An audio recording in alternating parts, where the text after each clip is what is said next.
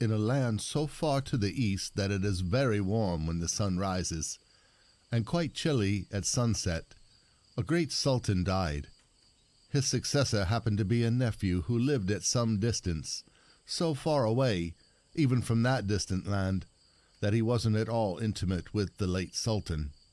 In fact, they had only met half a dozen times at Thanksgiving dinners or similar occasions, and consequently the new sultan shed no tears to quench his joy upon coming to the throne. He decided to rule wisely and justly, and therefore was eager to choose the most trustworthy advisers. When he arrived at his capital, he was conducted at once to the palace and spent the first day or two in resting from his journey, and making the acquaintance of his courtiers, and buying becoming clothes. Among these courtiers was the vizier of the late sultan, a very gentlemanly old fellow, whose turban and beard were never more impressive than on first meeting. When the sultan arose late on the third day, he had decided to begin his reign, so he sent for the old vizier to have a private conversation with him in the throne room. Both sat down cross-legged in an attitude that would give American citizens the cramps, and the sultan opened the little powwow thus. Saleh ben Riffraff, I think it is high time that we begin our reign. Wisdom is heard, replied Riffraff, with the ease and indifference of an old courtier. And it strikes me, the Sultan went on, that it is an excellent opportunity for me to have our own way about several little matters that have long been in my mind. Your will is the people's law, was Riffraff's safe answer, as he bowed like a china image. So I understand, the Sultan assented. Of course we shall for a while carry on business upon the usual lines, so far as public affairs are concerned, but it's not to public business that we are referring just now. Why, indeed, remarked Riffraff a little vaguely, as the Sultan paused, for he was thinking of something else. But so was the young Sultan. So I say, the Sultan replied. Now, so far as my own private affairs are concerned, I mean to have my own way about them. Yes? Yes. For instance, I have long desired to be a poet, said the Sultan, looking aimlessly at the ceiling. The vizier started so abruptly that his turban fell off, and then he too looked at the ceiling, until the Sultan should choose to go on. It was a very embarrassing situation. In all the vizier's experience, nothing like this had ever presented itself. The old Sultan had been a very sensible man, according to the vizier's opinion, and had considered poetry, well, he hadn't considered it at all. There was a silence that lasted until the bulbul in the blue room had finished a long ditty. Then the vizier saw it was his move, so to speak, and he took refuge in a proverb, the first that occurred to him. Cheerfulness is perfectly consistent with piety, he said, shaking his head thoughtfully.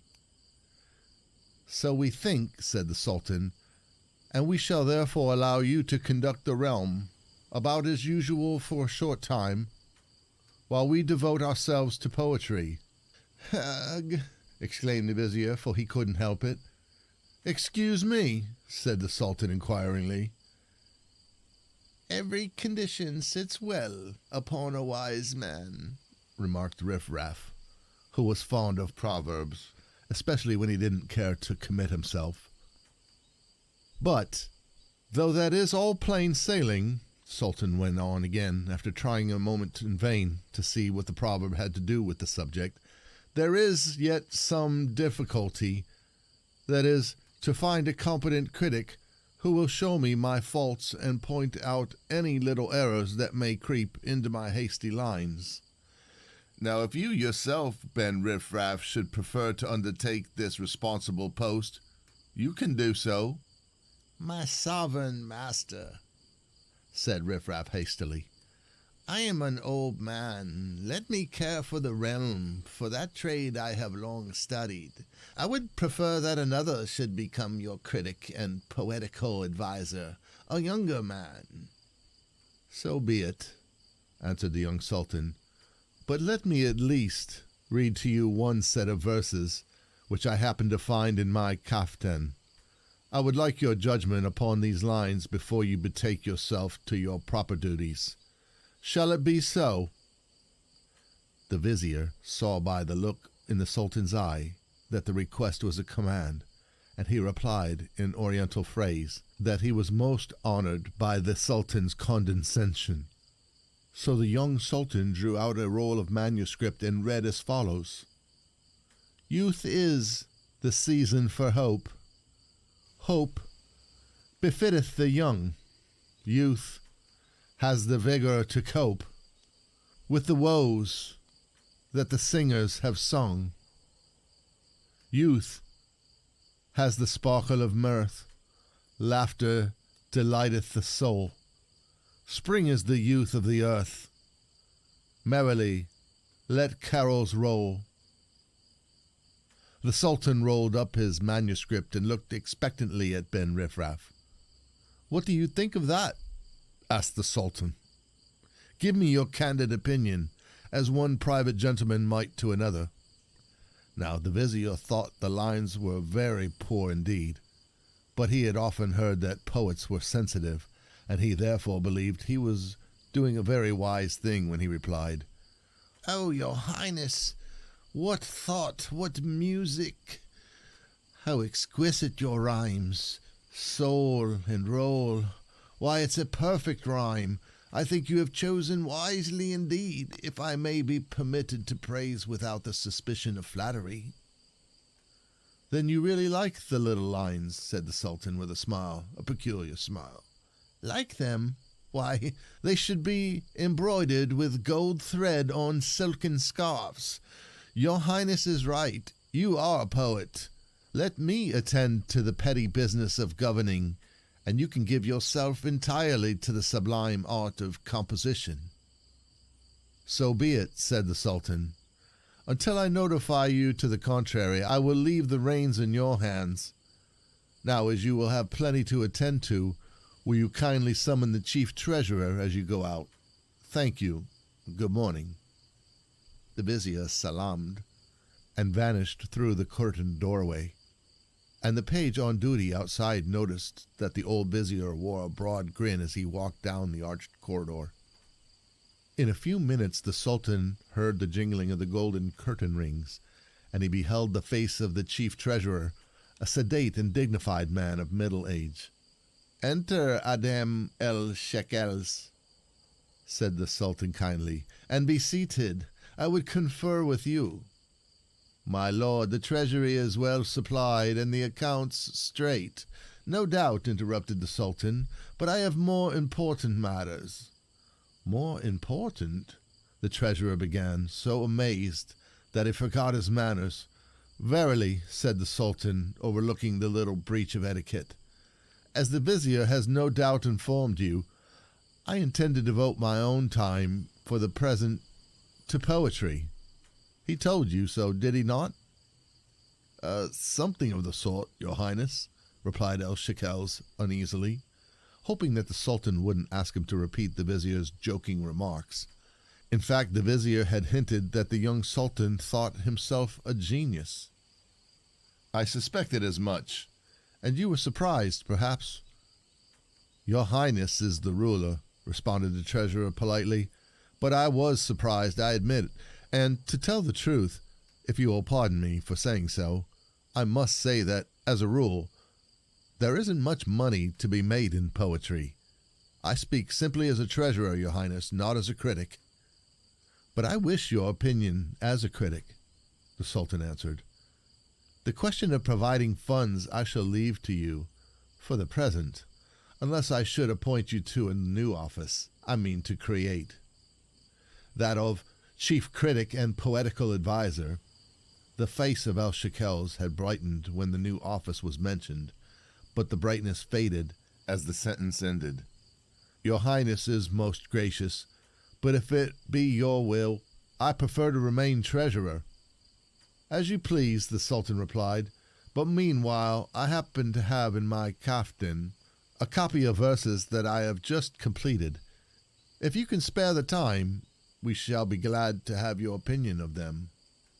Most certainly, gracious sovereign, was the answer of El-Shekels, while his face assumed a weary expression, and he began to do sums in mental arithmetic. So, drawing forth the precious manuscript, the Sultan began, "Youth is the season for hope."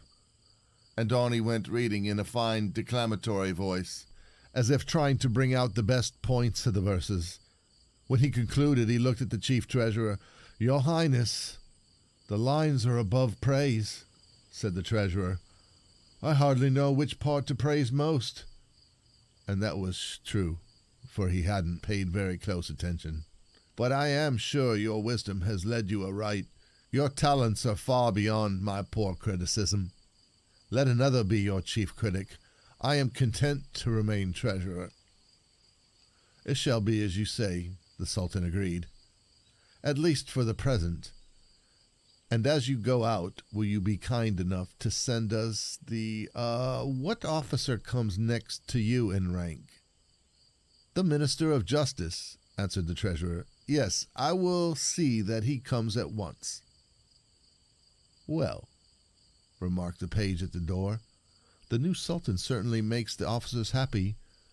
How they do grin when they come back." Later in the afternoon, the page had reason to repeat this remark with added emphasis, for meanwhile he had admitted the greatest officers of the realm, and all, as they came from their interview with the young sovereign, were adorned by the same self-satisfied grimace. Stronger and stronger became the page's curiosity to know what it was that made all the courtiers so well satisfied with themselves. For after the first 2 or 3 had exclaimed to the rest that the young Sultan thinks he's a genius in the poetry line, and all you got to do is praise his verses and you're sure to keep your place. It was as easy as rolling off a log to go in, hear the verses, and express your raptures, and come out in clover. But no one told the page about all this, and his curiosity about the interviewers became very keen. He thought there must be something worth seeing in the throne room. Not long after each great official entered, he could hear a murmur of voices and then such expressions as "exquisite," "beautiful," or "perfect," "couldn't be better," "well, well, I never did," "never was anything like it." Strangely enough, the page's curiosity was gratified most unexpectedly. It was getting late, and the Sultan had seen all the prominent officials of the palace. At length he came to the doorway and found the page sitting in attendance on rather a thin and hard cushion. "Why, my boy," said the Sultan kindly, "you must be worn out. Have you been there all day?"